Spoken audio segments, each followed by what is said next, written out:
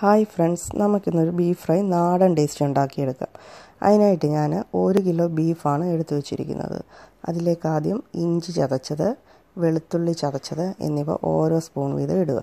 പിന്നീട് മഞ്ഞൾപ്പൊടി, കുരുമുളക് പൊടി ഇത് രണ്ടും 1/4 ടേബിൾ സ്പൂൺ വീതം ഇതിടുക. പിന്നെ മുളക് പൊടി, കാശ്മീരി ചില്ലി പൗഡറാണ്, അതൊരു 1.5 ടേബിൾ സ്പൂൺ.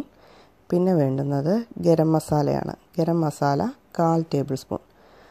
ഇതെല്ലാം ചേർത്തതിന് ശേഷം നമുക്ക് ആവശ്യത്തിന് ഉപ്പും കൂടെ ചേർക്കാം. പിന്നെ വേണ്ടുന്നത് കുറച്ച് കായമാണ്. ഈ കായം ചേർക്കുന്നതുകൊണ്ട് കായത്തിൻ്റെ ഒരു അരുചിയൊന്നും ഉണ്ടാകത്തില്ല, നല്ലൊരു നാടൻ ഫ്ലേവറും കിട്ടും. പിന്നെ കൂട്ടത്തിൽ കുറച്ച് തേങ്ങാക്കൊത്തും കൂടെ ചേർക്കുക. അതിനുശേഷം 1-2 സ്പൂൺ വെള്ളം കൂടെ ഒഴിച്ചിട്ട് നന്നായിട്ട് നമുക്കിതൊന്ന് മിക്സ് ചെയ്തെടുക്കാം. നന്നായിട്ട് മിക്സ് ചെയ്യുക. അധികം വെള്ളമൊന്നും ആവശ്യമില്ല, കാരണം കുക്ക് ചെയ്യുമ്പം ബീഫിൽ നിന്ന് തന്നെ വെള്ളം നന്നായിട്ട് ഇറങ്ങി വരും. എന്നിട്ട് നമുക്ക് ഈ ബീഫ് ഒന്ന് കുക്ക് ചെയ്തെടുക്കണം. ഒത്തിരി കുക്കായി പോകേണ്ട ആവശ്യമില്ല, ഒരു 3/4 ഭാഗത്തോളം വെന്താൽ മതി. കാരണം നമുക്കിനി ഇത് ഓയിലിട്ട് ഫ്രൈ ചെയ്തൊക്കെ എടുക്കേണ്ടതാണ്. ഇപ്പം നമ്മുടെ ബീഫ് വെന്തിട്ടുണ്ട്. നമുക്കൊന്ന് ഓപ്പൺ ചെയ്ത് നോക്കാം.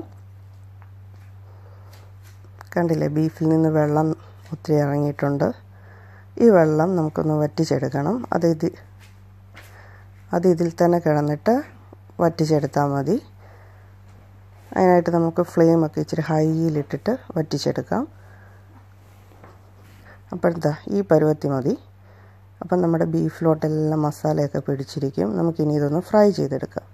അതിനായിട്ട് നമുക്ക് കുറച്ച് ഓയിൽ ഒഴിക്കാം. ഒരു 1.5 ടേബിൾ സ്പൂൺ ഓയിൽ ഒഴിച്ചിട്ട് അതിലേക്ക് വെളുത്തുള്ളി ചതച്ചതും ഇഞ്ചി ചതച്ചതും ഓരോ സ്പൂൺ വീതം ഇടുക. അത് ജസ്റ്റ് ഒന്ന് വഴണ്ട് വരട്ടെ.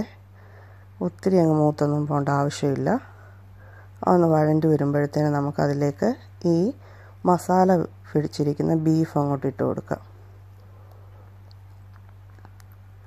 എന്നിട്ട് നന്നായിട്ട് അതൊന്ന് ഇളക്കി കൊടുക്കണം. അപ്പം നല്ല ടേസ്റ്റാണ്.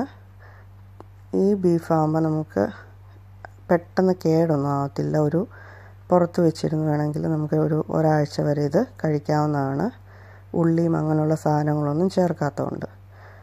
കൂട്ടത്തിൽ നമുക്ക് കുറച്ച് കറിവേപ്പില ഇട്ട് കൊടുക്കണം. നമ്മുടെ നാടൻ ഫ്ലേവറിന് കറിവേപ്പില അത്യാവശ്യമല്ലേ, അതോടെ ഇട്ട് കൊടുക്കണം.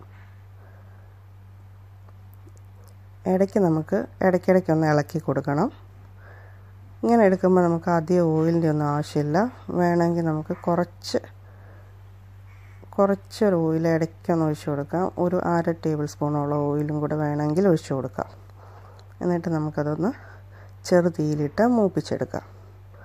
ഈ പരുവാകുമ്പോൾ നമ്മുടെ ബീഫ് റെഡിയാവും.